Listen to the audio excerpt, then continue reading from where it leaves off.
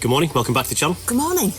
Now, you probably gathered from our Instagram, if you follow us on there, that we're back in the UK now. But we do have a couple of videos left scheduled for the rest of the Iberian tour that we've just been on, which has been absolutely fabulous, and we'll have a roundup at the end of it. But we just thought I'd introduce it, because the last couple of videos we've been in cities where it's not been really very conducive to face-to-face sort of video input. It's been a little bit noisy, a little bit busy. Yeah, audio has been a problem. Lots of music that would get us a copyright breach, and all the challenges that you face with this game. So we just thought we'd say hello and introduce the video, which is from Santiago de Compostela. Yes, one of our favourite places in Spain, and a must-see place if you're in northern Spain.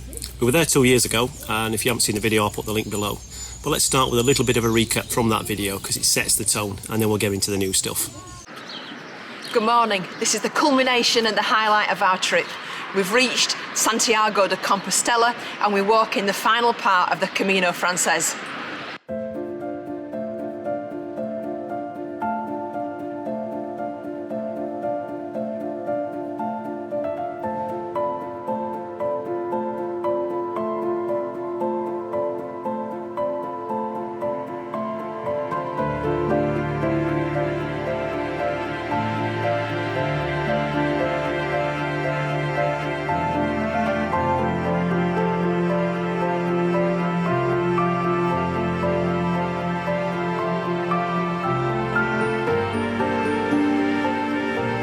This is it, the end for all the pilgrims that have set off from wherever in the world to make this big pilgrimage all the way to the cathedral in the centre of Santiago de Compostela. It's where it's said is the remains of St. James, the Apostle of Christ. The plaza's starting to fill up now with pilgrims who've reached the end of the journey. And the hotel just opposite here is quite famous. Given its location, you can imagine it's quite expensive, but every day it gives away a certain amount of rooms to free to the pilgrims that have completed the journey.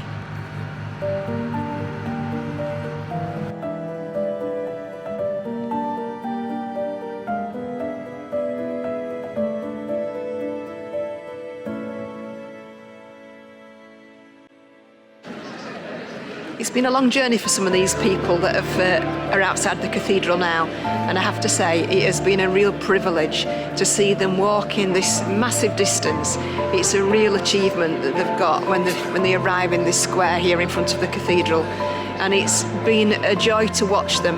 Some are in tears, some are doing TikTok things for social media, and some have just got a look of delight or relief on the faces. And I take my hat off to them, because this has been, no matter if you've walked the 60 miles or you've walked the full 870 kilometres from St. Jean-Pied-de-Port, it's a massive, massive achievement. So back to the present day. We love this place. We missed a few things last time, so we thought we'd come back and feast on the spectacle that is Santiago de Compostela. The cathedral is quite spectacular and hosts the conclusion of the Camino routes from various locations across Europe. People walk here, cycle here, they all have different reasons.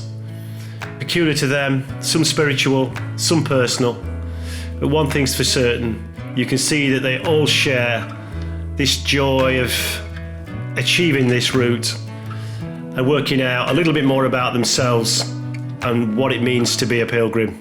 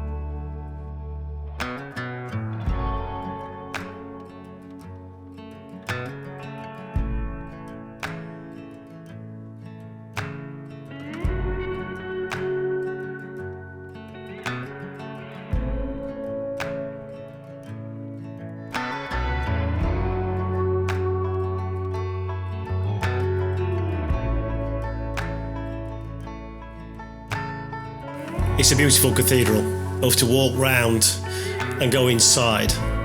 And Spain is littered with incredible cathedrals, but this is still up there. It obviously hosts the remains of St James, which is central to the pilgrimage story. But it also has this amazing Buttifimero, which takes several priests to swing. No photos, of course, during the service, but it is quite something to see.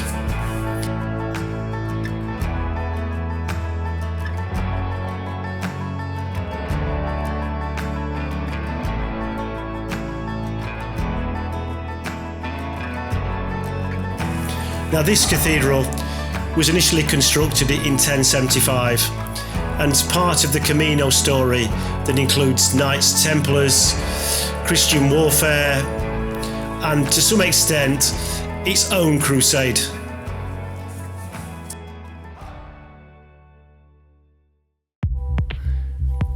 Now, if you watch our channel regularly, you'll know that as well as travelling around Europe in our motorhome, the two other big drivers in our life are photography and running.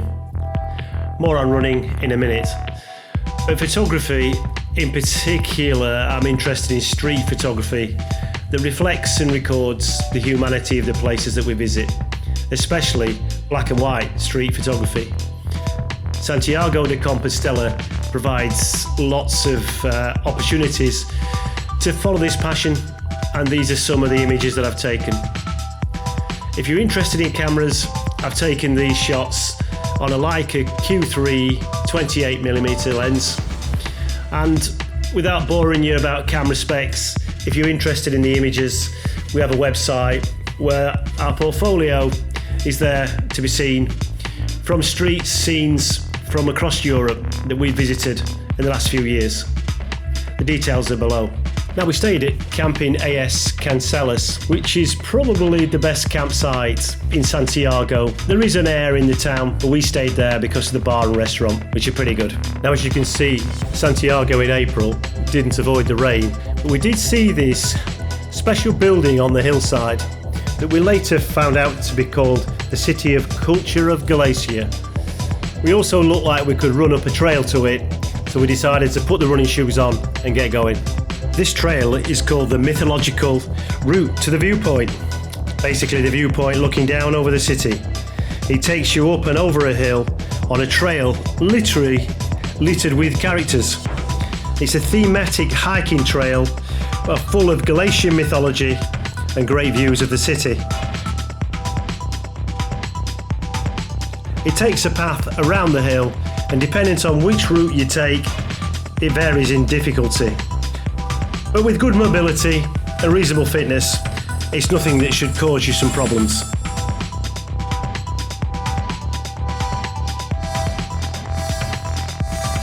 Now, the City of Culture of Galicia divides opinion in these parts. It was conceived in the 90s and really is quite futuristic by design. It's full of art galleries and other things based around the cultural heritage of Galicia. It costs 400 million euros. That's quite something.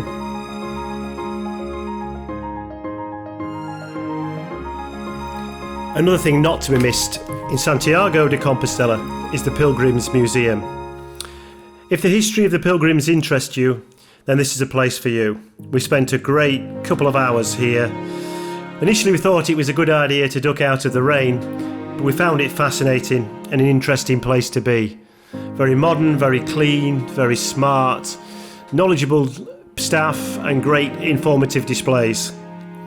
It focuses on the way of St James and provides a unique insight about pilgrim routes, the figure of St James and the impact of pilgrims on European culture.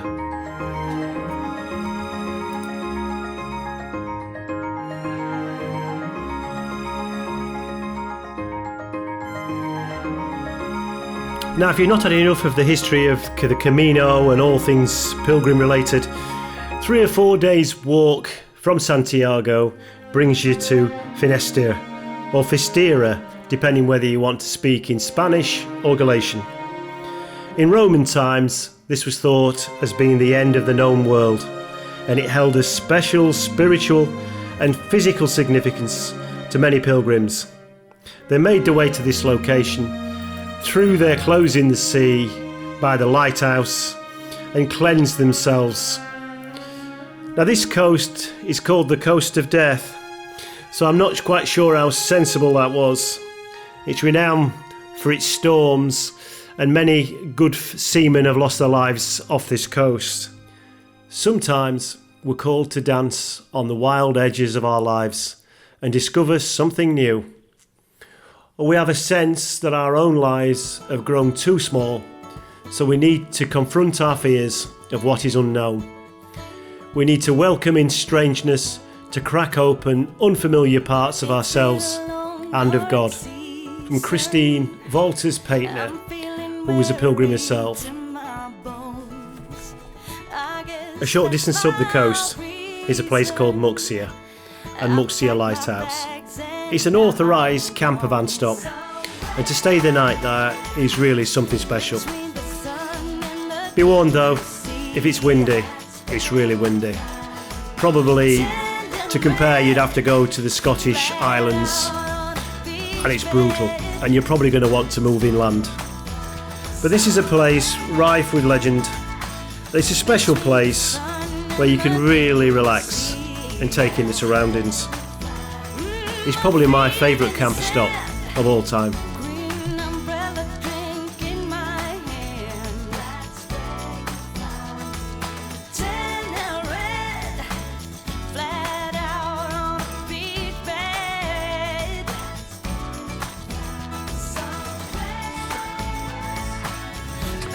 So, hope you enjoyed the Santiago de Compostela stuff. It had everything for us: history, culture, bit of running. As you know, running and cameras drive our lives, and sightseeing and caravanning or motorhoming now.